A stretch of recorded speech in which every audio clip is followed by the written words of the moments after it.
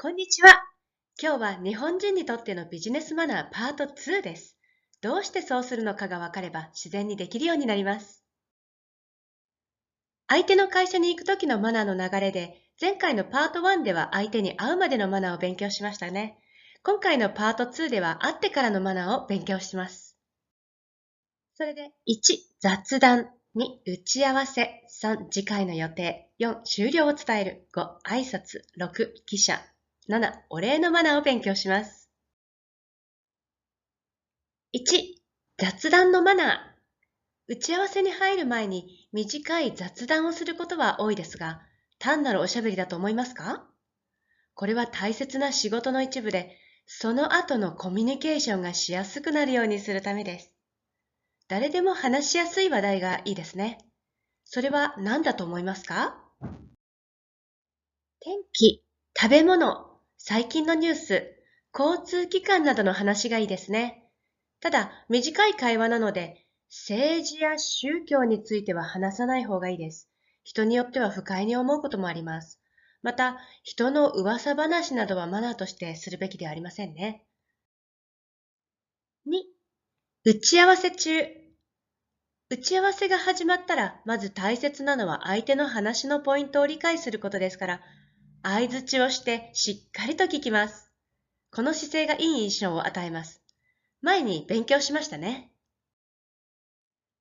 自分の意見を言うときは、まず結論を言ってから具体的なことを話しますが、短くまとめて話すようにします。3、次回の予定。打ち合わせが終わる時間になって、また打ち合わせをする必要があるときは、以前に配慮を勉強したように、次回はいつ頃がよろしいですかと相手の都合を聞いて、できるだけ相手に合わせて時間を決めます。4、打ち合わせ終了。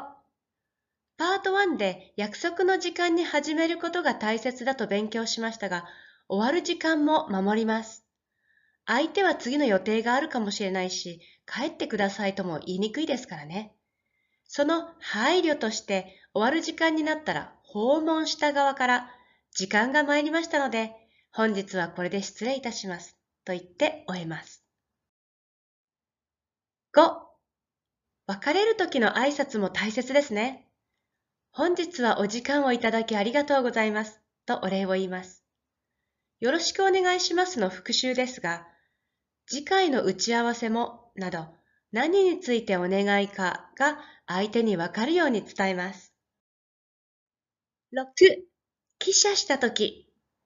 自分の会社に戻ったら全員に今からは自分がここにいるとお知らせした方がいいので、全員に向かってただいま戻りましたと言います。これにお帰りなさい、お疲れ様でしたと返します。7、相手へのお礼。自分の席に戻ったらまず訪問先にメールを書きます。内容は例えば、本日はありがとうございました。有意義な打ち合わせができて感謝しております。打ち合わせの資料をお送りします。次回は丸月丸日丸時です。引き続きよろしくお願いいたします。つまり本日の決定事項や次回の打ち合わせの日時、必要な書類、本日お時間をいただいたことへのお礼です。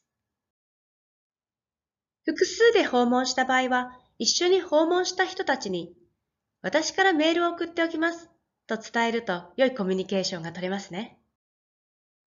いかがでしたか？やはりマナーにはすべて理由がありましたね。それには配慮という考え方が基本にあって、コミュニケーションはそれを表す手段です。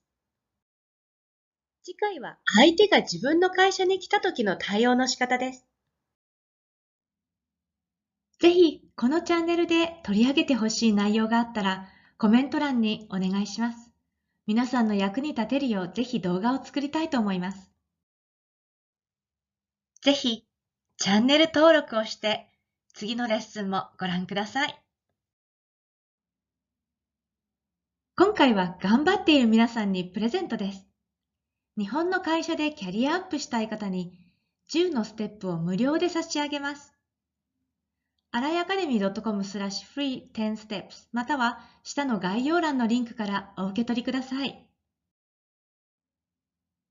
また、日本語でお仕事をしていて困っていること、大変なこと、問題などはありませんか？